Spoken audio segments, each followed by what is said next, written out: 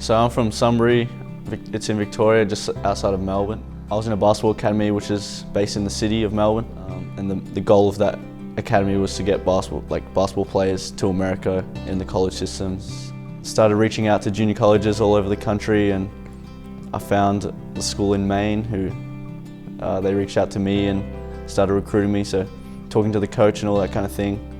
There's already a few Australians at the school, so it was a comfortable decision for me, and I came on visit, met the coaches, met the players and the Australians, and from there they always reached out to me and made it feel like a home to me already. So that's why I decided to come out to Maine and play basketball out here. So when I first got here, it was a huge adjustment, especially growing up near the city of Melbourne. It's huge, 7 million people, and then coming out to Auburn, Maine is just a lot smaller and a lot different to what I was used to. First few months I was a little uncomfortable, but then once it reached about Christmas break, so 3-4 months in, it really felt like another home to me. And I only realized that when I left. I went on a vacation to the West Coast. I met my family over there, and when I flew back to Maine, that's when I was like, yeah, this place is it's nice to be here. Yeah, so growing up in a big Maltese family, we're all really close, and everybody's from aunties to uncles to great aunties, uncles, everybody sees each other all the time. So going from that, and then plus I have a lot of little cousins, and then not seeing them all was really tough at first.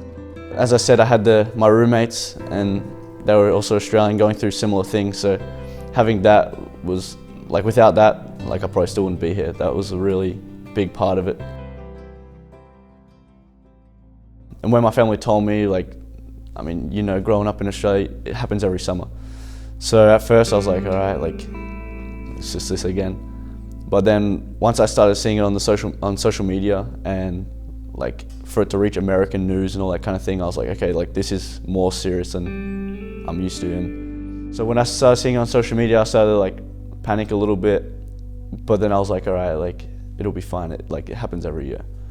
But then I saw that it had got into my hometown of Sunbury. So I called my family because they weren't really filling me in on it.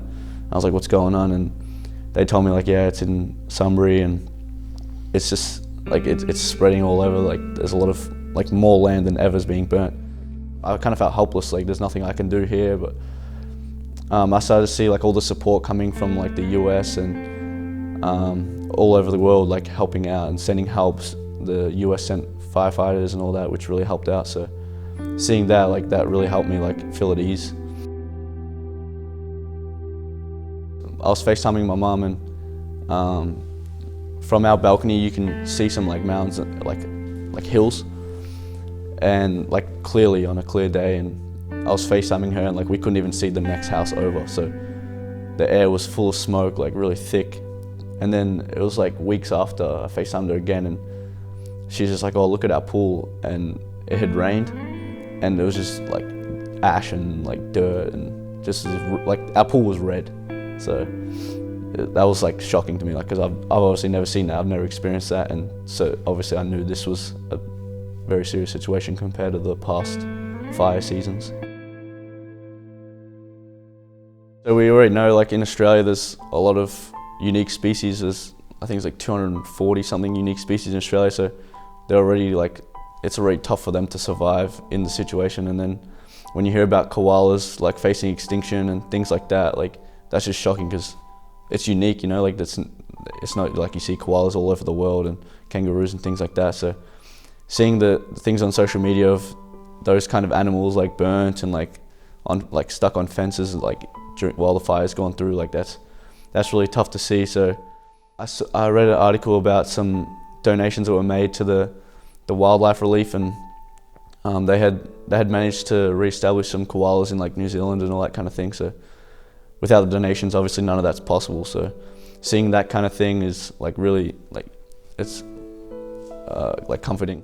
All the little organizations combining all adds up, and without that you wouldn't know where it would be. So even though the fires have stopped and they've declared them as contained, now the real work starts, because all the hype's around it while the fires are going, people are posting photos of it and all that kind of thing, but then you got to think about all the families who are still struggling with no houses and all that kind of thing. Like rebuilding still needs all this support. So like hearing about this and hearing about all the other things that are happening across the United States is like, it's really good to hear, because it shows that the world's like coming together in times like this of struggle. So on behalf of all Australians living in America and all Australians back home, I'd like to thank you all for attending this event and your continuous support throughout this time of struggle.